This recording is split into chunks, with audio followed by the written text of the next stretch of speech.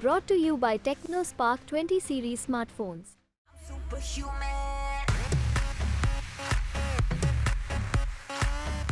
सीधा vote share का जो संबंध है एक जैसा होता नहीं है। ये ठीक है, एनालिसिस के लिए हम इस तरह की का विश्लेषण करते हैं। अब उदाहरण देता हूं, 2009 के चुनाव में बीजेपी के पास 18.6% वोट थे, लेकिन उनकी सीटें थी लोकसभा में 116। और 2014 का चुनाव आता है तो कांग्रेस को बीजेपी की तुलना में ज्यादा वोट। जो 52 सीटें आपने जीती है पिछली बार से, उसमें से 31 सीटें आपको 3 राज्यों से मिली है, केरल, पंजाब और तमिलनाडु से। केरल से आपको 15 सीटें मिली, मान लीजिए आपने वहाँ रिपीट इस बार कर भी दिया। तमिलनाडु में आपको 8 सीटें मिली है, वो आपको रिटेन करनी है और बीजेपी वहाँ पर बड़ी अग्रेसिव है इस समय। पंजाब में इस बार आपका मुकाबला जो है आम आदमी पार्टी से है और बीजेपी से भी है ऑफकोर्स, तो वहाँ 8 सीटें वापस रिटेन करना इतना आसान नहीं है।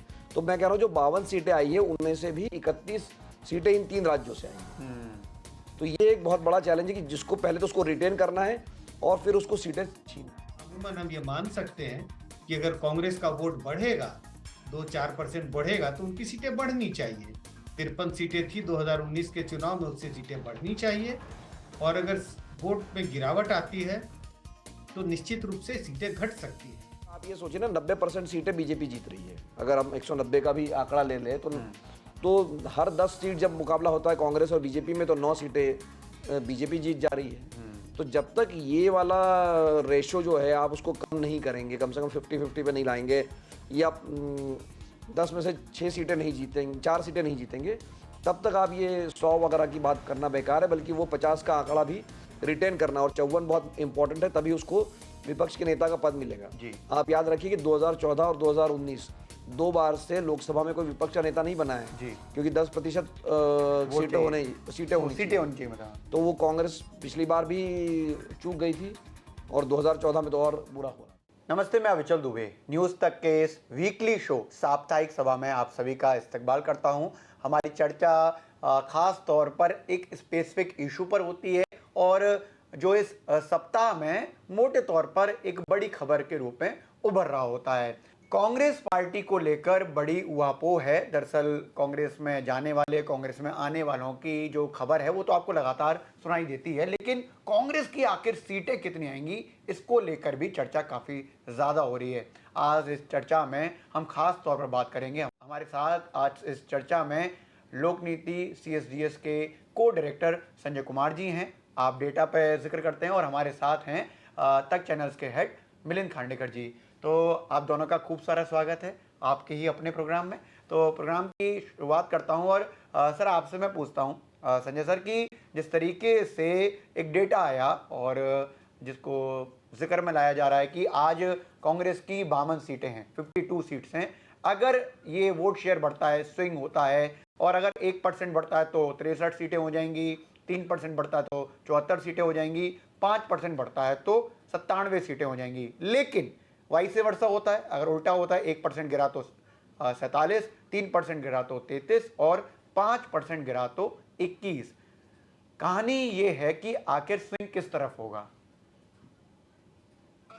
देखिए, सीधा सीधा वोट शेयर का जो संबंध है एक जैसा होता नहीं है।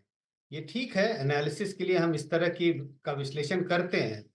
अब उदाहरण देता हूं, 2009 के चुनाव में बीजेपी के पास 18.6% वोट थे, लेकिन उनकी सीटें थी लोकसभा में 116।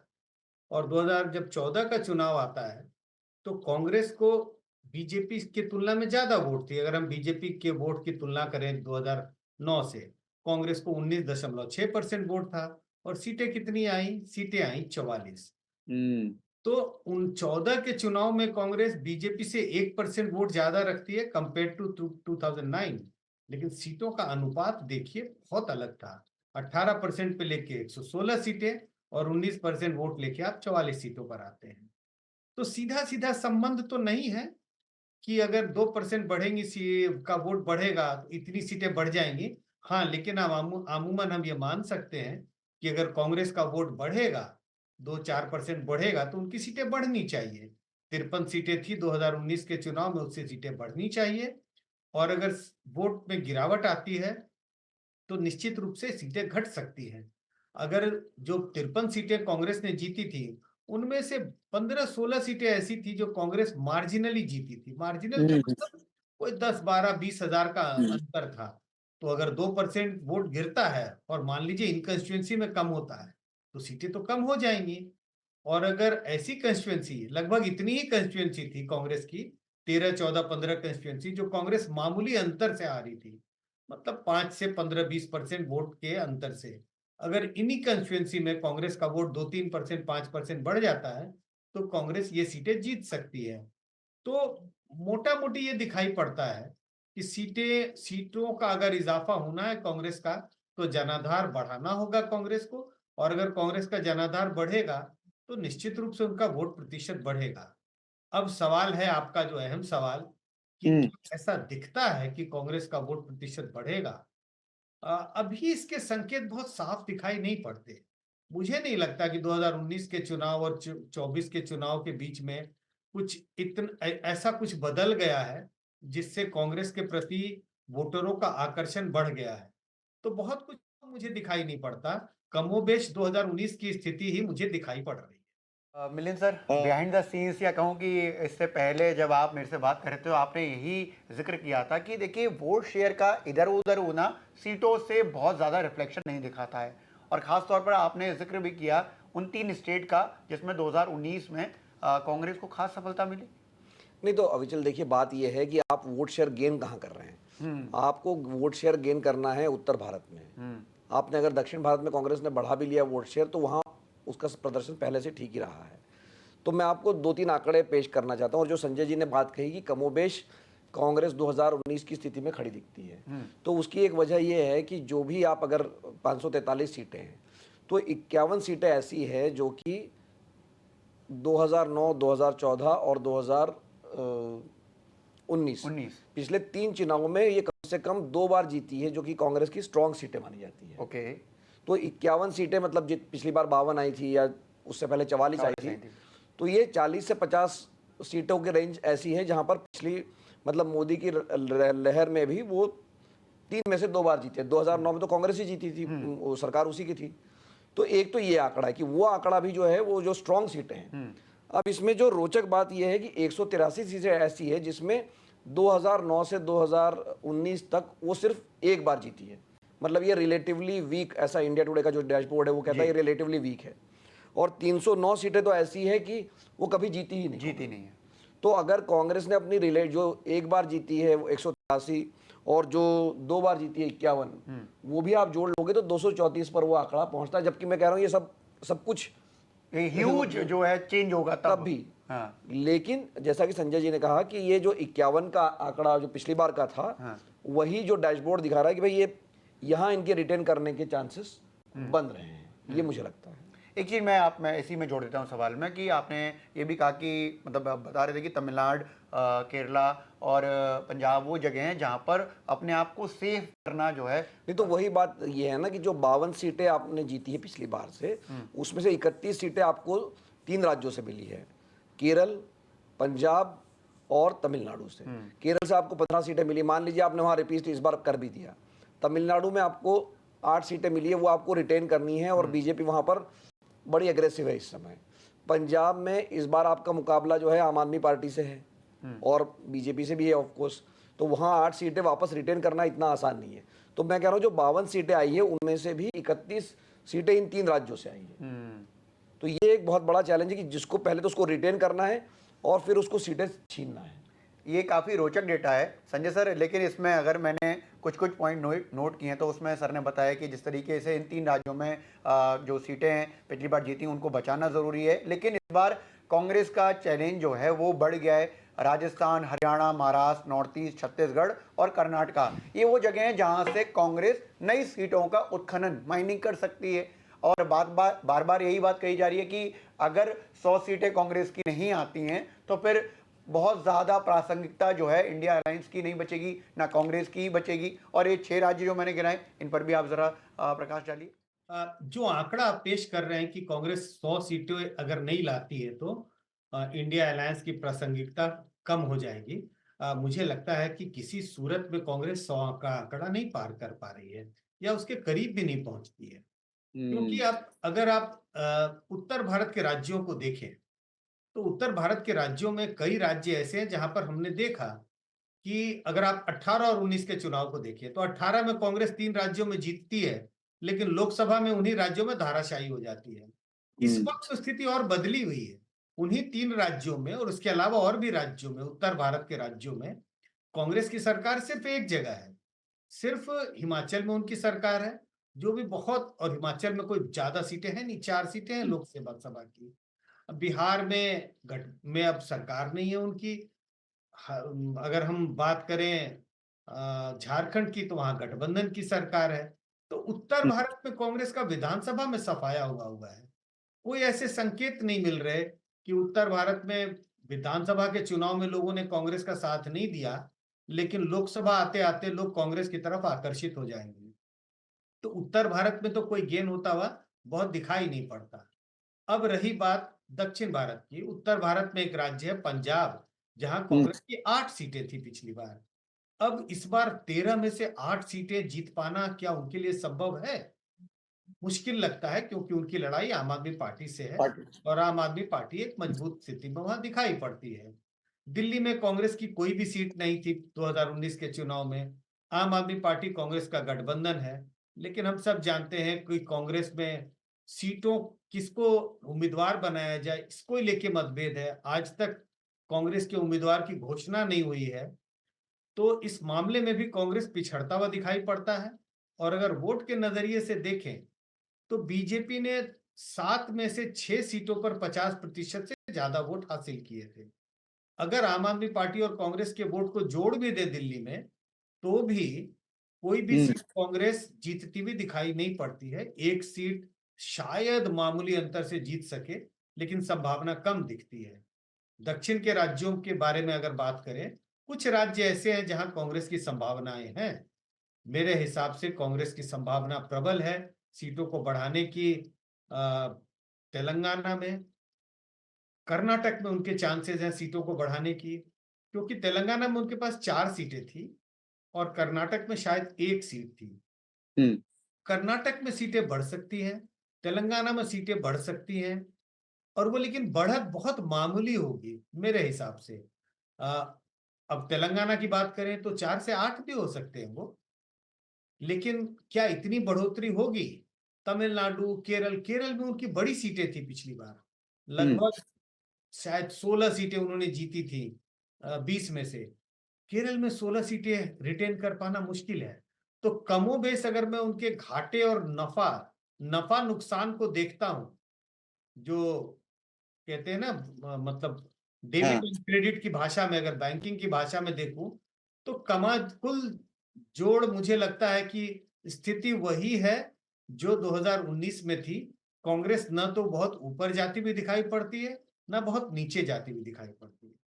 तो सर कह रहे हैं कि जो रेंज है ये 50 के आसपास की दिख रही है, वर्तमान की रेंज है। लेकिन जब मैं जिक्र कर रहा था तो मैंने चीज़ों को पढ़ा भी कि राजस्थान, हरियाणा, महाराष्ट्र, नॉर्थ ईस्ट और छत्तीसगढ़ और कर्नाटका, ये ऐसी जगह हैं जहाँ से कुछ सीटें तो लाई जा सकती हैं, जिसका जिक्र हमने पिछली बार किया था। इसमें तेलंगाना और कर्नाटक को आपने तो बताया ही था कि यहाँ से बेहतरी की जा सकती है। लेकिन कुछ राज्य जो उत्तर भारत के हैं वहाँ पर भी बात बन सकती है। नहीं, देखो अविचल, बात ये है कि अगर आपको बीजेपी को जब तक कांग्रेस हरा नहीं पाएगी तब तक कांग्रेस का उद्धार नहीं हो सकता है। अब उदाहरण ये देखिए, ये आंकड़ा हम बार बार लेते हैं, 190 सीटों में सीधा मुकाबला था कांग्रेस और बीजेपी के बीच में 2019 में। कांग्रेस को मिली सिर्फ उसमें से 15 सीटें, 175 सीटें जो है बीजेपी ले गई। इस बार ये जो डायरेक्ट कॉन्टेस्ट है ये और ज़्यादा होने की संभावना है, क्योंकि पंजाब में भी भाजपा लड़ रही है, तेलंगाना में भी लड़ रही है। तो 200 सीटों में मुकाबला होने की उम्मीद है कांग्रेस और भाजपा में।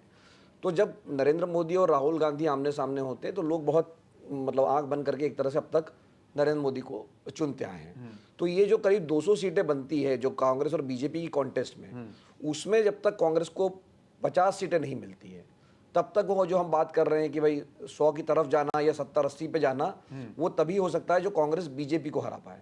लेकिन अभी जैसे संजय जी ने कहा कि विधानसभा चुनाव में जब आपका मुकाबला छत्तीसगढ़ में, मध्य प्रदेश में और राजस्थान में बीजेपी से था तो कांग्रेस वहां हार गई। उत्तराखंड में भी हारी थी, अभी सिर्फ हिमाचल प्रदेश में जीती है। जी।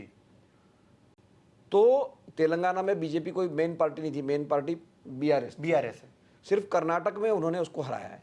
तो अगर ये जो हम जब बात कर रहे हैं कि ये 200 सीटें जहां कांग्रेस और बीजेपी का मुकाबला होगा, तो जब तक कर्नाटक में बड़ी संख्या में सीटें कांग्रेस नहीं खींचती है, मतलब जब 28 सीटें वहां पर है और वहां बीजेपी को 25-26 सीटें पिछली बार मिली थी, तो जब तक वहां से 10-15 सीटें अगर नहीं लाती, जो कि संजय जी ने कहा कि अभी ऐसा लगता नहीं है, या मान लीजिए असम है, या जो आपने ये जो राजस्थान, महाराष्ट्र है, राजस्थान है, मध्य प्रदेश है, वहाँ से अगर 1-1, 2-2 सीटें नहीं करें, लेकिन जैसा कि संजय जी ने कहा कि ये जो क्रेडिट हो रहा है, मान लीजिए इधर से 2-4 सीटें इधर उधर से हो भी जा रही है, तो नुकसान भी होने की आशंका है।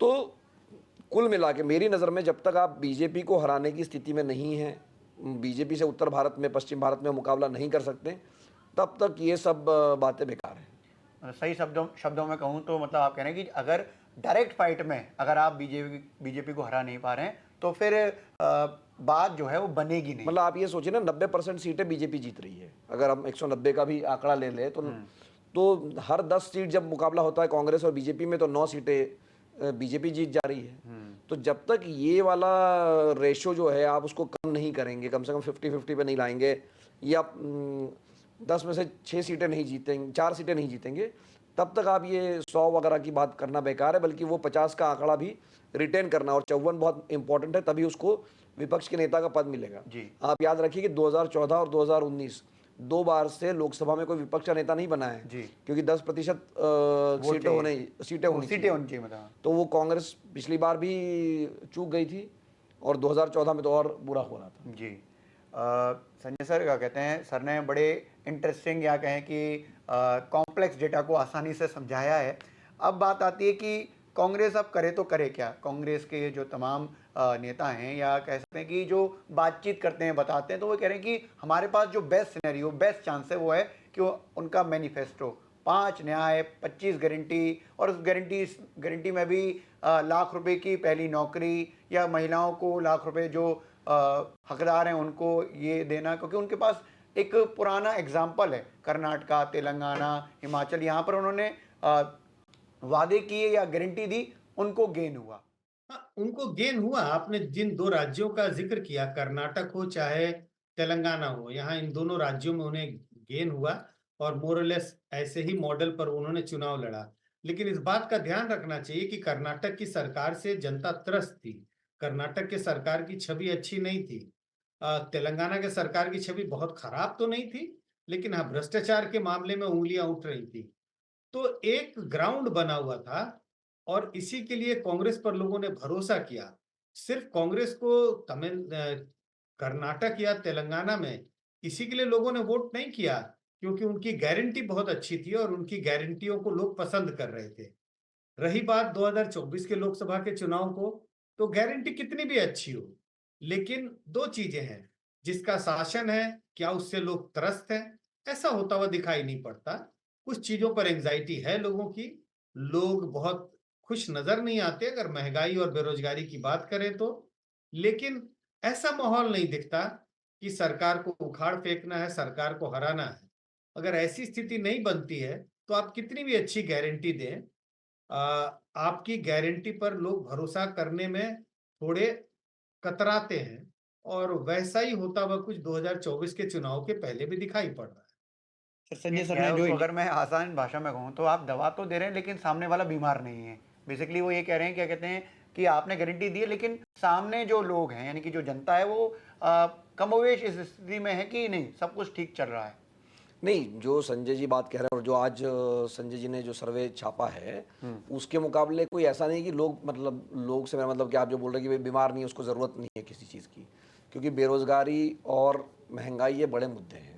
बल्कि लोगों ने कहा कि भ्रष्टाचार भी बढ़ा है।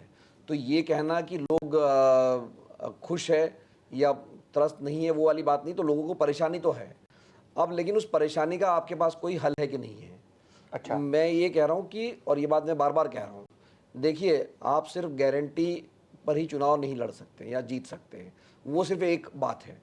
बीजेपी ने भी जो बार बार कहती है कि 100% सेचुरेशन करेंगे हम अपने लाभार्थी का, कि जो भी चीज़ें हैं वो हम हर एक आदमी तक उसको लाभ पहुंचाएंगे, चाहे मकान हो या पानी हो, हर तरह के लिए वो लाभार्थी का एक तरह से किसानों को पैसे देना हो, सारी चीज़ें उन्होंने कहा कि हम 100% सेक्चुरेशन करेंगे, डीबीटी करेंगे। हाँ। तो वो वाली बात जो है वो हम हमेशा भूल जाते हैं कि लोगों के खाते में पैसे जा रहे हैं, उनके मकान बन रहे हैं, उसमें शिकायतें हो सकती है भाई कहीं नहीं बना, जो भी बना, लेकिन लोगों तक चीज़ें पिछले 10 सालों में पहुंची है। लेकिन इस पर जो तड़का है, तड़का कह लीजिए, या इसमें जो डिफ्रेंशिएटर है वो है धर्म का, कि जो धर्म है वो बीजेपी को एक एडवांटेज दे देता है। तो गारंटी तो दोनों की कमोवेश एक जैसी, एक तो दे रहा है, दूसरा देने का वादा कर रहा है। तो लोग आमतौर पे, हमने ये भी देखा मध्य प्रदेश में भी कि भाई जिसको पैसे मिल रहे थे तो लोगों ने पैसे, भले ही वो उसने कहा कि मैं 300 रुपये ज़्यादा दे दूंगा कांग्रेस ने, तो वो 1200 रुपये जो मेरे खाते में आ रहे थे, लोग उसी में खुश हो गए, खुश थे। तो मुझे लगता है कि गारंटी अपने आप में, जब तक दो बातें जो संजय जी ने बड़ा सही कहा बात को, कि भाई या तो लोग सरकार से नाराज़ हो और तब आप गारंटी दे रहे हैं। यहाँ लोग सरकार से नाराज़ नहीं है, परेशान है अपनी ज़िंदगी से, वो एक अलग चीज़ है, लेकिन आप उसको कोई अल्टरनेटिव नहीं दे पा रहे हो। संजय सर। जी प्लीज। हाँ, मिलिंद जी के एग्जाम्पल में मिलिंद जी ने कहा कि आप दवाई तो दे रहे हैं लेकिन वो बीमार नहीं है। लेकिन मिलिंद जी ने ये भी जोड़ा कि बीमारी तो दिखाई पड़ती है, और वो उनका संकेत शायद बेरोजगारी और प्राइस राइज की तरफ रहा होगा। लेकिन मैं उसी बात को आगे बढ़ाने की कोशिश कर रहा हूँ कि हो सकता है ये छोटी मोटी बीमारी हो, लेकिन अगर घर में कोई छोटी मोटी बीमारी होती है, लेकिन एक बड़ा इवेंट होता रहता है, घर में कोई बड़ी शादी होने वाली है या आपकी कोई बड़ी लंबी विदेश यात्रा है, आप उसको पोस्टपोन नहीं करते, आप उत्साहित होते हैं। अरे चलो कोई बात नहीं, सर्दी खांसी जुकाम थोड़ा बहुत है, इसको हम हैंडल कर लेंगे। लेकिन ये विदेश यात्रा, 1 महीने की हमारी विदेश यात्रा होने वाली है, इसमें कोई कमी नहीं आनी चाहिए। या घर में बड़ी शादी है, इसमें कोई दखल ना हो, तो आप ये छोटे मोटे चीज को दबा डालते हैं। लेकिन अगर आपकी बीमारी हो और आपको कहीं छोटा मोटा कोई आसपास फंक्शन करना होता, तो आप कहते हैं नहीं यार, छोड़ देते हैं। तो वैसे ही है, बीमारी है, बीमारी दिखाई पड़ती है, लेकिन उसको लोग सर्दी जुकाम की जैसा ले रहे हैं और 2024 के चुनाव को एक बड़ा पर्व के रूप में देख रहे हैं। और उन्हें लगता है ये ऐसा पर्व है, ये ऐसा मोमेंट है जिसमें देश को मजबूत करने की जरूरत है। और ये एक नैरेटिव पेश किया जा रहा है बीजेपी की तरफ से कि देश को एक मजबूत नेता की जरूरत है, देश का विकास हुआ है पिछले 5-10 सालों में, और ये विकास प्रधानमंत्री नरेंद्र मोदी के कामों से हुआ है, इसी के लिए उनके हाथ को मजबूत करने की जरूरत है। तो ये छोटी मोटी बीमारियां दब के रह जा रही। काफ़ी इंटरेस्टिंग तरीके से आप दोनों ने इस पूरे प्रसंग को समझाया कि किस तरीके से पब्लिक परसेप्शन है, लोगों के मन में जो धारणा है वो किस तरह से बनी हुई है। कांग्रेस या बीजेपी या कोई भी अन्य दल कितनी सीटें लाएगा ये तो 4 जून को देखने को मिलेगा, लेकिन उससे पहले की जो राजनीतिक हालात हैं, जो स्थितियाँ हैं, रंग हैं, उनको हम लगातार साप्ताहिक सभा में आपके सामने लाते रहेंगे। आज आप सभी जुड़े, सभी का शुक्रिया। आगे सब जुड़ेंगे फिर से, उसके लिए पूरा विश्वास। बहुत बहुत धन्यवाद। धन्यवाद।